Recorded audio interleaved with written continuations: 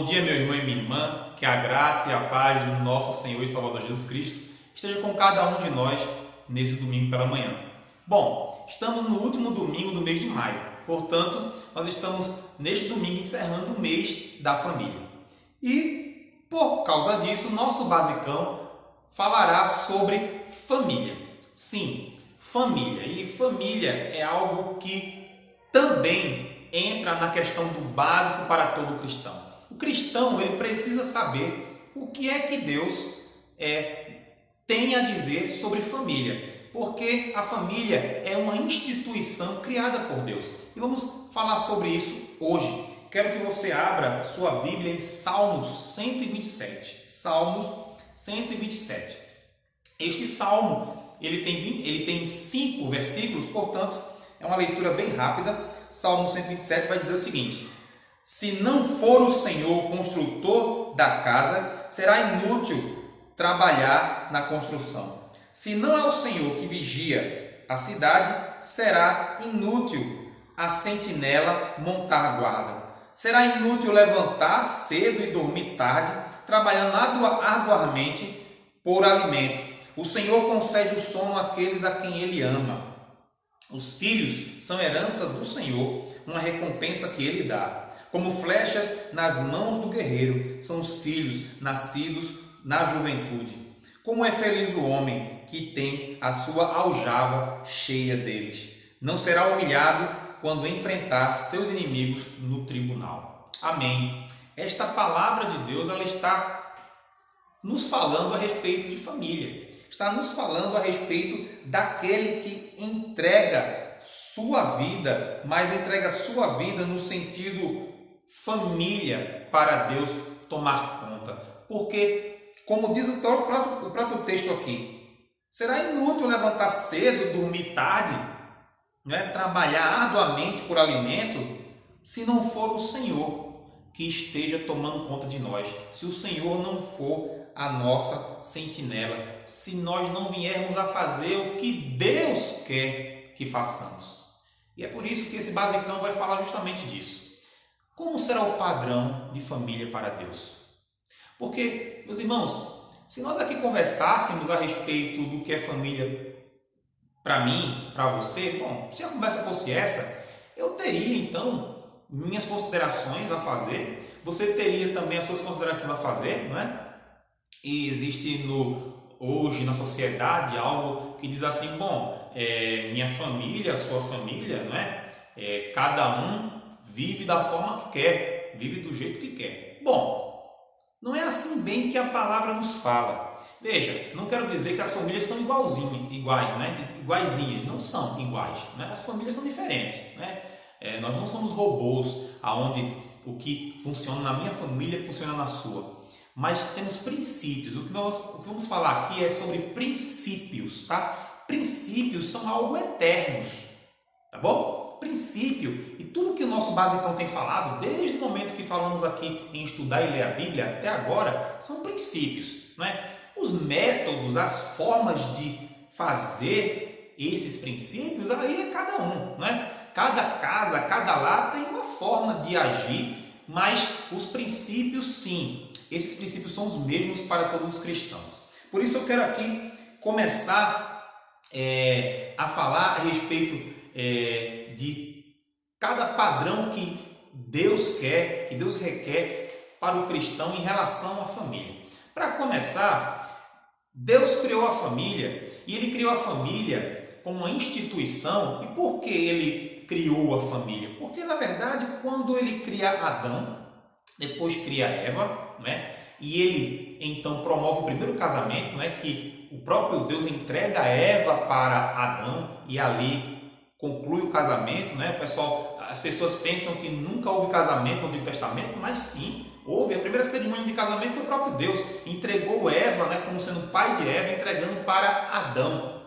Então ali os dois se tornaram uma só carne. Bom, a partir do momento daquele casamento, começa então uma nova família ali. É uma aliança. O casamento é uma aliança. Ali começa então uma família e ali se começa, ali Deus diz então multipliquem-se, sejam férteis. Então começa-se ali o núcleo da sociedade. Olha, uma sociedade que vai bem é porque famílias estão indo bem. Mas se famílias não estão indo bem, se famílias vão mal, certeza que a sociedade irá também mal. E isso, meus queridos, não precisa ser nenhum gênio, não precisa ser nenhum autoconhecedor da Bíblia ou coisa parecida, ou um intelectual da filosofia, sociologia, não. Isso é bem claro, que a sociedade é composta de famílias, tudo é composto de família. E a sociedade tem essa célula-mãe que se chama família.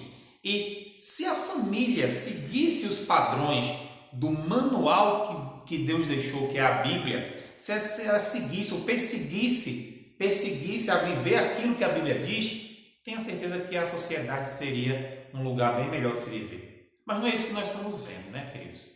Não é isso. Nós vemos muitas coisas acontecendo, desde mortes, desde coisas hediondas, como tantas coisas podemos dizer aqui, né? Que vai do abuso a crianças até o aborto, né? Ou enfim, até coisas horrendas, coisas que acontecem, que poderíamos aqui citar várias, não é aquilo que eu quero, né? Não é o propósito, mas coisas que acontecem na sociedade. E quando você vai olhar para trás, pegue uma pessoa, veja ela. Então, perceba, se eu estou falando aqui de uma pessoa, um serial killer, né? Uma pessoa que mata em série, pegue ela. Vamos ver o histórico dela. Com certeza, meu irmão, com certeza, minha irmã, quando você traçar o histórico, nós vamos ver lá no início alguma coisa que começou por família. Tem um ditado popular que diz que, é popular mesmo, que diz que nem eu e nem você somos filhos de chocadeira. Já ouviu falar? Nem eu e nem você somos filhos de chocadeira, né? Fazendo uma comparação com os ovos de galinha que são colocados numa chocadeira e ali, não é? Ali não estão embaixo da galinha, então nascem numa chocadeira. Seres humanos não nascem em chocadeira. Seres humanos têm que ter uma mãe. Nós nascemos de alguém. Pode ser que você não conheça a sua mãe. Pode ser que ela não criou você. Enfim, não é isso. Não é isso que eu quero me ater. Eu quero dizer que cada um de nós tivemos uma mãe e tivemos um pai. Tivemos uma mãe e um pai. Por mais até, porque isso não acontece muito no Brasil, mas por mais até que tenha sido inseminação, veio de alguém, nós sempre teremos uma mãe e um pai. Sempre o núcleo familiar existe. Mas o que vai acontecer é que durante essa caminhada, esse núcleo familiar, ele muitas vezes é destruído. Muitas vezes é quebrado. E o que acontece em nossa sociedade hoje é essa quebra. Quebra de princípios, quebra de coisas que deveríamos viver e que não vivemos. E isso trazemos conosco e vamos colocando para nossas próximas gerações e assim o mundo vai caminhando. O próprio pecado. O pecado trouxe muito isso. Mas Jesus Cristo veio à Terra para nos trazer vida, veio à Terra para nos falar de sua palavra, como ele mesmo disse, arrependei-vos e convertei-vos ao Evangelho. Portanto, vamos começar agora aqui, com essa pequena introdução, vamos começar a falar sobre os papéis que Deus quer como padrão, princípios para a família. E aí, eu quero começar falando sobre o relacionamento conjugal. Sim, porque se começa com um homem e uma mulher que se casam, então vamos falar sobre esse relacionamento conjugal. Em primeiro lugar, né, eu quero falar sobre essa questão conjugal para dizer uma coisa, e nesse básico, e nessa aula, porque isso aqui é uma aula, né, de escola bíblica discipuladora, eu quero ensinar você uma coisa. Quando falamos do relacionamento conjugal, há muitas pessoas, como eu já disse, né, que falam que não, casamento civil, assinar papel, isso aí só começou agora. Veja antigamente, né, o casamento é viver bem, os dois seriam uma só carne através da relação sexual e está tudo certo. Não é assim. Biblicamente falando, isso não é verdade, porque Adão e Eva casaram.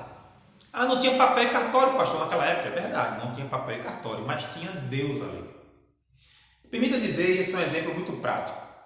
Quando uma pessoa, um homem e uma mulher se juntam, só se juntam e vão morar juntos. Em algum momento, essas pessoas se dão as mãos, fazem votos e ali fazem uma oração e pedem a presença de Deus para que Deus abençoe a vida deles como casal? Você vai dizer para mim assim, nunca, não, pastor, então nunca soube disso. E vou dizer por quê. Porque no momento que duas pessoas que apenas se juntam, se elas se derem as mãos e vão orar diante do Senhor pelo casamento delas, o coração delas, tanto dele quanto ela, vai indagar, bom, estamos certos? Será que estamos casados mesmo? Será que nós não deveríamos ir no cartório e fazer, fazer formalmente isso? Por que eu estou dizendo isso para você? Porque desde Adão e Eva sempre vai haver um cerimonial para instituir o casamento. Vida conjugal, como marido e mulher, tem que ser algo instituído, com regras. Por mais que não existisse cartório, Deus casou Adão e Eva. Por mais que não existisse cartório, Noé e a sua esposa passaram por casamento. Por mais que não existisse cartório, mas existiu o momento do casamento, como aconteceu com Isaac e a sua esposa Rebeca, que entraram na tenda e logo depois ali os seus familiares ficavam esperando a noite de núpcias, depois eles saíam com um paninho branco, né? Quem gosta de estudar essas histórias antigas, do mundo antigo, sabe que existia sempre essa prova da mulher ser ou não virgem, né? E aí é a questão cultural, mas eu estou falando aqui do casamento como instituição. Hoje, para sermos casados, precisamos de ter uma certidão de casamento. E isso, sim, pode e deve ser como um cerimonial de união. Claro que também para um servo de Deus, para uma serva de Deus, ter a cerimônia na igreja também é muito bom, né? Porque um pastor pode orar por você, né? Um pastor pode, chamamos de impretrar as bênçãos ali nupciais, né? De estar abençoando diante de Deus, seria a cerimônia religiosa. Mas quando nós percebemos, e o que eu quero deixar claro aqui é que a união conjugal ela tem que ser oficializada. Oficializada. Deus requer isso, dessa oficialização, que depende da cultura. Na nossa cultura, o que é oficial para o casamento? É casar no civil mesmo. Até o juiz de paz, no momento que você estiver casando, o juiz de paz vai falar sobre isso. É dado a certidão do homem de nascimento, é dado a certidão da mulher de nascimento, e agora as duas certidões agora são recolhidas e o que é dado agora é uma certidão. Por quê? Porque agora o homem e a mulher é feito uma só carne. Por isso eu já começo falando sobre relacionamento conjugal, dizendo que um relacionamento conjugal tem que ser oficial. E quando isso não acontece, vai ocorrer aquilo que vou falar daqui a pouquinho. É como se fossem dois solteiros, e dois solteiros vivendo em fornicação. Sim, por mais que você, nessa aula, eu sei que essa aula, como fala de família, vai ter muita gente sendo contrária àquilo que eu estou falando. Mas olha, entenda, mesmo que você tenha 10 anos, 20 anos, mas o que é que falta você confirmar e formalizar a união com essa mulher e com esse homem? Porque vocês já estão vivendo. Mas isso, para os olhos de Deus, é pecado. Porque fornicação é pecado quando dois solteiros, e eu digo dois solteiros, entenda, mais uma vez entenda. Quando duas pessoas não têm a coragem de formalizar. E queridos, algumas vezes nós ouvimos algumas pessoas dizendo assim, olha, porque é falta de dinheiro. Queridos, nós arrumamos dinheiro para muita coisa. Eu não sei quanto é que está hoje o casamento, formal no cartório. Eu sei que não é muito barato, mas também sei que não é o valor de uma televisão de 40, 50 polegadas. Que não é o valor do notebook, por exemplo. Que não é o valor de certos perfumes que se compram. Ou pelo menos é o valor de 2 perfumes, quem sabe. Às vezes nós temos dinheiro para tanta coisa, temos tantas dívidas. Então, acredito eu que não seja nenhum tipo de desculpa se passar tantos anos e não oficializar. E aí eu digo a vocês, digo a você que está me ouvindo, oficialize o seu casamento. Se você ama esse homem, se você ama essa mulher, fale com ele e com ela e façam isso diante de Deus. Eu não estou falando que tem que fazer isso dentro de uma igreja, eu não sei qual é a sua religião. Se você for um crente no Evangelho e nunca teve uma cerimônia na igreja, o que está faltando, meu irmão, minha irmã? Essa cerimônia pode ser até num culto pelo domingo, não é? Um culto à noite, onde pode se abrir um momento para se orar por você e abençoar o seu casamento, sua aliança. Mas eu quero falar aqui daquele que está junto, que nem casado no civil é. Procure fazer isso. E agora vamos passar para os papéis de cada um no casamento. Bom, o marido tem que pelo menos, tem 3 coisas que Deus requer do marido. E eu vou falar aqui alguns textos da Bíblia, vou relatar os textos e você lê em casa, tá bom? Bom, para o marido no casamento, no relacionamento conjugal, as 3 coisas são, primeiro, liderar espiritualmente a sua família.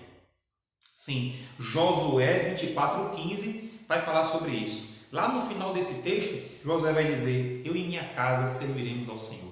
A decisão do marido de levar e conduzir sua família como líder espiritual. Isso é primordial no papel do marido. Você, marido, está me ouvindo, meu irmão, minha irmã, meu irmão principalmente, na verdade. Meu irmão, você é o líder espiritual da sua casa. Você até poderia achar que o pastor é o líder espiritual da sua casa. Não. O pastor é líder espiritual da igreja. A igreja é composta de várias famílias, mas o líder espiritual das famílias é o marido. E o pastor é o líder daquelas famílias, mas pessoalmente ali no seu núcleo familiar é o marido que é o líder da família. Portanto, ele é o líder espiritual, ele é que toma as decisões, ele é que conduz, ele conduz sua família na leitura da Bíblia, na oração. Não deixe que sua mulher seja condutora espiritual da sua casa, seja você o condutor espiritual. No segundo ponto que Deus quer que você seja exemplo. O homem é o cabeça da família, assim como Cristo é o cabeça da igreja. Efésios 5:25, você pode ler lá, é o cabeça. E quando nós dizemos que o homem é o cabeça da família, não é? Nós estamos dizendo claramente que ele imita Jesus Cristo, sendo cabeça da igreja. Cristo é o cabeça do corpo que se chama igreja. E dá o exemplo para a sua igreja, como nós, maridos, devemos dar o exemplo para a nossa família. Não só para a esposa, para a família, filhos, esposa também, tá bom? Somos o exemplo. Eu falei Efésios 25 para os homens, não. Efésios 5, 23, 24, tá bom? Efésios 5, 23, 24 vai falar sobre isso. O marido é o cabeça. Bom, também, queridos, o marido deve amar a esposa. E aí sim, o versículo 25 de Efésios 5. O marido deve amar a esposa. E amar a esposa não é simplesmente como nós achamos que é amar. Amar é uma atitude. Amar é um compromisso, não é um sentimento. Eu amo agora, não amo depois. Não é uma atitude, porque você faz uma ação e um compromisso. E não é amar de qualquer jeito. É amar como Jesus amou a igreja. Como é que Jesus ama a igreja? Como é que Jesus ama a igreja? Você sabe como é que ele ama? Ele sofre pela igreja. Ele deu sua vida por nós, pela sua igreja. É assim que o marido deve amar sua mulher. Dar a sua vida, dar seu sangue, seu suor. Eu costumo dizer que os dois, não é? E a Bíblia nunca foi machista quanto a isso. Os dois podem e devem trabalhar, se esforçar e suar. Mas na hora que algum de nós tiver que sofrer, que tiver que dar a vida pelo outro, que seja eu e você, irmão, marido dá a vida por sua esposa. E aí, por favor, entenda que dar a vida pela esposa não tem nada a ver com a questão de quem ganha salário maior, quem trabalha mais, quem trabalha menos, no sentido de posses financeiros. Não, muitas vezes as mulheres ganham mais. Glória a Deus por isso, né? Não tem problema da mulher ganhar melhor, né? Não tem problema, por exemplo, da mulher ser aquela que faz a gestão financeira da sua casa. Ora, muitas vezes você não tem um dom disso, marido, e a mulher tem um dom de fazer conta, gerenciar, não tem problema. Agora, você é o cabeça, você é o líder, a palavra final é sua e você ama a sua esposa. Você não vai entregar o seu papel para ela, né? Muitos homens fazem isso. Pergunta a minha esposa. Ela é que decide e coloca cargas pesadas nela onde não deveria ser ela. Não deveria ser ela. Deve ser você. Bom, vamos passar então para o papel das esposas. As esposas também são 3. Vamos ver aqui, por exemplo, que no caso das esposas, Deus quer que a esposa seja submissa ao seu marido. E aí, minhas irmãs, né? Isso se encontra aí em Efésios 5, leia a partir do 26 ao 28 e vai falar sobre ser submissa. Mas eu quero aqui deixar bem claro, minha irmã, que tem tanto medo dessa palavra submissão. Submissão é apenas andar auxiliando uma missão. O homem tem uma missão dada por Deus de ser líder e você auxilia essa missão. Submissão não é ser escravizada, ser pisada, ser humilhada. Pelo contrário. Ser líder que ama como Jesus ama a igreja, já está dizendo que esse líder a ama. Eu percebo que uma mulher submissa, ela vai ser muito mais submissa se o marido amar. Então, vem no primeiro momento que o marido precisa amar para ter uma mulher submissa. Agora, se o seu marido, minha irmã, lhe ama e você não é submissa, isso é desobediência ao próprio Deus. E a palavra vai dizer que você é submissa como o marido ama, como Cristo ama a igreja, a mulher é submissa como sendo submissa ao próprio Jesus Cristo. E muitas das vezes o que eu noto é que quando uma mulher não é submissa ao marido, muitas vezes é porque ela não consegue ser submissa ao próprio Deus, ao próprio Jesus Cristo. Quando você é submissa a Jesus Cristo, com certeza você saberá ser submissa ao seu marido. Grave bem isso. Entenda isso. Olhe para como é que você está nessa sua submissão. Ou você diz assim, eu faço, é meu dinheiro, eu faço o que eu quero, eu faço o que eu quero, e meu marido tem nada a ver com isso, e pronto, é assim? Isso não é submissão, querido. Você tem que andar junto com o seu esposo. Não é submissão quando você, por exemplo, tira a razão dele na frente dos filhos e até xinga ele. Enfim, você sabe que não é homem, você sabe que não é o marido. Portanto, se submeta ao Senhor Jesus e os seus ensinos, se submeta à verdade e com certeza você vai ser submetida a este marido. Pastor, mas ele não faz o papel dele de marido. Lá no final, eu irei falar sobre como nós procedermos com aqueles que não querem fazer. Daqui a pouco a gente vai falar sobre isso. Mas, mulher, tem que ser submissa ao seu marido. O segundo ponto, a esposa tem que ser exemplo. Exemplo para quem? Exemplo para a sua família também. Exemplo principalmente para seus filhos, exemplo para seu esposo também. Porque a própria palavra diz que a mulher santifica o lar. Então ela tem que ser exemplo. E esse exemplo, ela tem que ser principalmente para os seus filhos que estão observando como é minha mãe.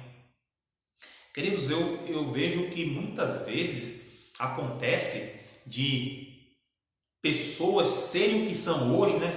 Determinados maridos, determinadas mulheres, casamentos, porque lá atrás tiveram uma mãe e um pai, estiveram em uma família onde os papéis não foram bem vividos.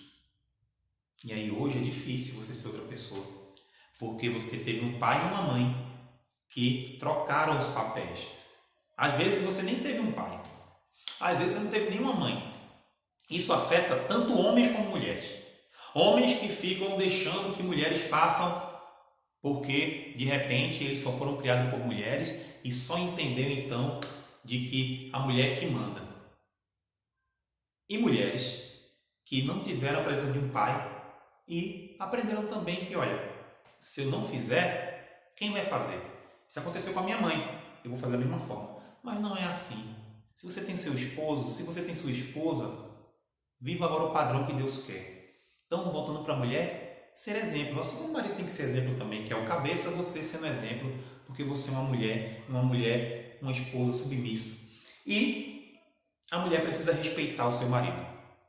E aqui, querida, você percebe que no terceiro ponto do homem era amar a esposa como Cristo amou. Para você respeitar. E por que Deus coloca respeito? Porque Deus sabe, minha irmã, Deus sabe que o homem necessita de ser respeitado. É uma das coisas que dignifica um homem, é saber que a sua esposa respeita ele. E o respeitar aqui não é respeitar de boca não, porque muitas vezes tem mulheres muito caladinhas e quietinhas que não respeitam o homem. O respeitar são tantas coisas, mas eu quero dar um exemplo aqui. Respeite o seu marido, por exemplo, quando estiver junto com amigos. Muitas mulheres falam mal do seu esposo na frente de todo mundo. Eu não estou dizendo quando você procura, por exemplo, um pastor e vai conversar, se aconselhar com o pastor falando sobre o seu casamento. Isso é uma coisa, isso é um aconselhamento. Ou se você estiver num psicólogo e falar ali para o psicólogo, você está ali numa sala, sendo aconselhado, passando por um tratamento. Diferente é você estar em qualquer lugar e você humilha o seu marido, você xinga o seu marido, diz coisas pesadas. Isso não é respeito. Isso não é respeito ao seu marido. Em Provérbios 31, anote aí Provérbios 31, versículo 10 a 31. Leia. Creio que você já deve conhecer, se você é uma serva de Deus, uma crente, que fala sobre a mulher virtuosa. Mas dessa vez você leia, não o que aquela mulher faz, porque ela faz muita coisa, né? Mas leia como é que ela trata o marido em respeito. E como as pessoas lá fora ouvem falar dele, porque isso é importante. Não estou falando aqui mais uma vez que você tem que esconder os erros do seu marido, mas não precisa ficar falando isso a todo mundo. Procure o seu pastor, procure o seu líder, peça orientação, peça conselhos. Isso é bem diferente. Falta de respeito não vem de Deus, não é o que Deus quer para a vida do casal. E agora, meus irmãos, eu quero entrar na questão de pai, mãe e filhos. Então, quero falar aqui das responsabilidades que Deus tem padrão também dentro da família para pai, mãe e filhos. Então, começando com pai e mãe, nós temos também três pontos para dizer a você. Bom, no caso de pai e mãe, Deus quer que o pai e a mãe, agora são os pais, né? Os pais disciplinem seus filhos em amor. Em Hebreus 12, versículos 6 a 9. Vai falar da forma que Deus trata seus filhos e que isso Deus requer também dos pais e das mães. Disciplinar os filhos em amor. Não é violência, irmãos. Não é bater. Disciplina sempre tem a ver com bater ou sofrimento. Não. A palavra disciplina não é isso. A palavra disciplina é fazer com que a pessoa ande corretamente. Entenda onde errou, como errou e ande. E isso tem muito amor envolvido. Pai e a mãe devem disciplinar em amor. O pai e a mãe devem ser exemplo. Provérbios 22:6 vai dizer, né? Ensina o menino ao caminho que deve andar. E isso é o exemplo da vida do pai e da mãe. Não adianta de nada ficar ensinando as coisas para os filhos e você fazer coisas erradas, né? É como aquela historinha que conta-se por aí direto, né? Fala, filho, não mente, filho, seja honesto e tal. Chega na hora, no telefone, atender. Mãe, é para você, pai, é para você. Você não diz aí que eu não estou.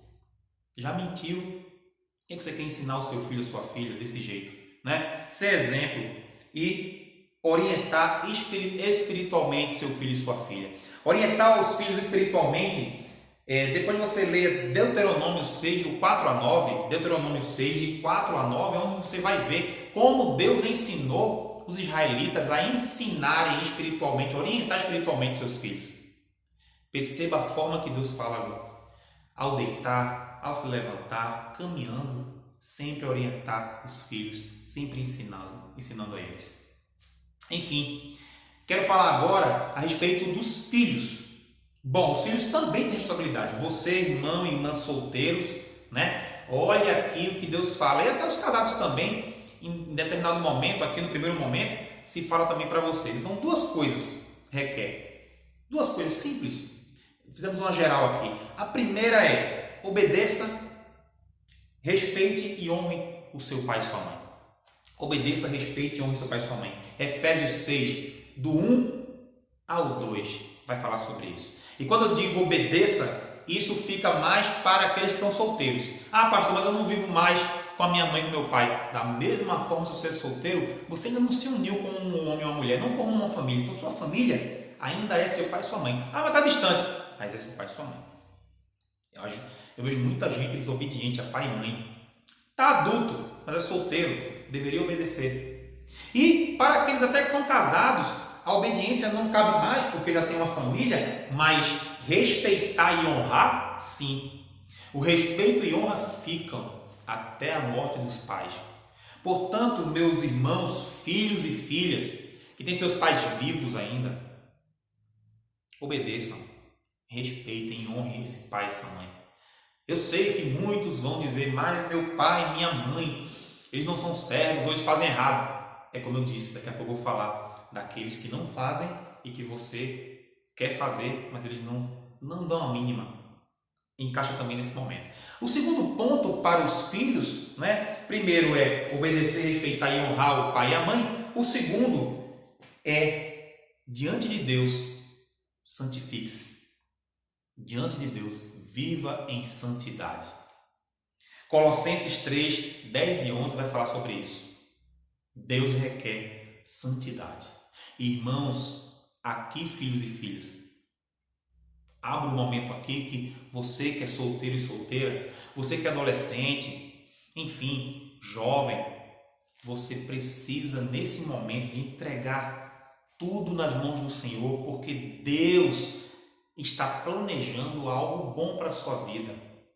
Muitas das vezes é a falta dessa obediência, é a falta de santidade e santificação que faz com que as pessoas troquem os pés pelas mãos e aí depois estão aí passando por dificuldades em relacionamentos, passando por dificuldades em questões de casamento.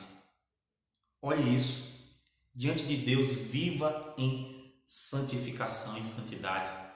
Não fornique, não defraude alguém. O que é defraudar? Defraudar é você fazer com que a honra de uma pessoa seja quebrada, ou seja, você vai dando, vários tipos de defraudações, Tem aquela defraudação que você dá indícios que quer alguma coisa para a pessoa e você defrauda.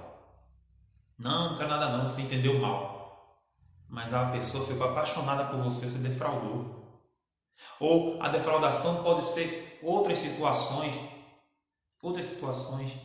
a sensualidade em si, meninas se vestindo para aguçar os instintos aí do irmão, ou vice-versa, o irmão aguçando os instintos da irmã. Isso é defraudação.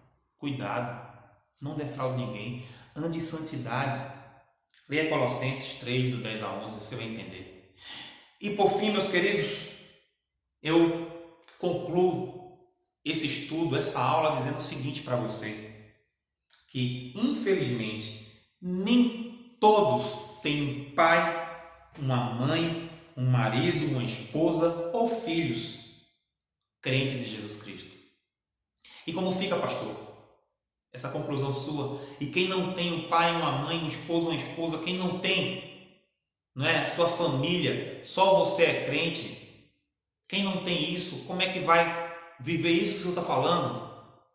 É simples. Faça a sua parte. Simples. Eu esperei todo o tempo agora para dizer a você, faça a sua parte. Por que eu estou dizendo isso? Porque você fazendo a sua parte, você está obedecendo a Deus. Faça a sua parte.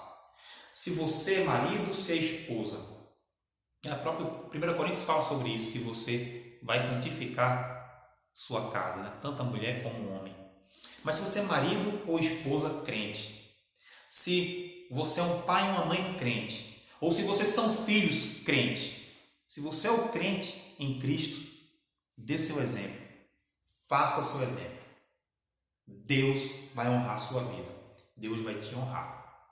Com isso, terminamos aqui esta aula desse básico, desse basicão, mas é básico realmente que o cristão saiba o que é uma família. Agora você sabe o que é família. Família é uma instituição de Deus. Quem formou a família, quem deu a família foi Deus. E esta família é composta de um marido, de uma esposa e de filhos. Foi isso que Deus criou. Foi isso que Deus constituiu como família. É certo que estamos vendo várias constituições de família. E se você for na sociologia, vai ter muito mais formas, nucleares, não nucleares, enfim, várias formas de se conceber família. Mas o que Deus nos disse e que nos diz é que um homem e uma mulher possa ser felizes dentro da sua família, com seus filhos. Que Deus te abençoe, que Deus possa colocar esse aprendizado no teu coração e que, por mais dificuldade que você tenha de viver tudo isso que eu falei, mas que você ouse a obedecer à voz do Senhor, ouse a viver isto aqui. Se você tem alguma dúvida em relação a essa aula sobre família, você pode mandar pelo WhatsApp perguntas, conversar comigo. Estou aberto a conversar com você e a estar te aconselhando enquanto a isso, ou tirando suas dúvidas. Que Deus te abençoe nesse momento. Vamos orar? Vamos orar? Senhor, nosso Deus, nosso Pai, obrigado, Pai, por mais uma aula que o Senhor nos dá, Senhor, condições de ouvir aqui, Senhor. E sobre família, Pai. Que bênção que o Senhor mesmo fez a família, construiu a família. E que bênção que o Senhor nos dá, na Tua palavra, a forma de ser família. Sabemos que nós somos pecadores, nós somos falhos, Pai. Mas nos ajuda a viver este padrão de família, este princípio. Apesar das famílias serem todas diferentes, e devem ser diferentes, mas que os princípios sejam vividos em cada família. Obrigado por esse irmão, por essa irmã. Obrigado por aquele que ouviu, aquela que ouviu e que vai colocar os princípios em prática. É no nome de Jesus que nós te agradecemos e te pedimos. Amém. Amém. Deus te abençoe então e até a próxima aula do nosso Basicão no próximo domingo. Que Deus te abençoe.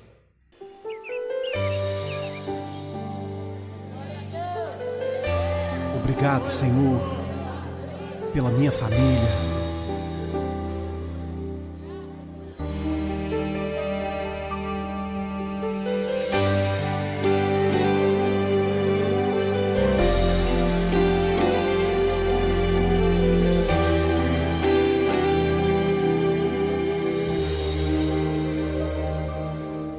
Te agradeço pela minha família e por tua presença no meu lar. Te agradeço pelo pão de cada dia que o Senhor nunca deixou faltar. Te agradeço pela nossa harmonia. Só em Ti, Senhor, podemos confiar. Já te agradeço pelas Tuas maravilhas e os milagres que ainda há de operar. A minha família é bênção do Senhor. Me ensina a tratar minha família com amor. Edifica minha casa para o Teu louvor. A minha família é um presente do Senhor.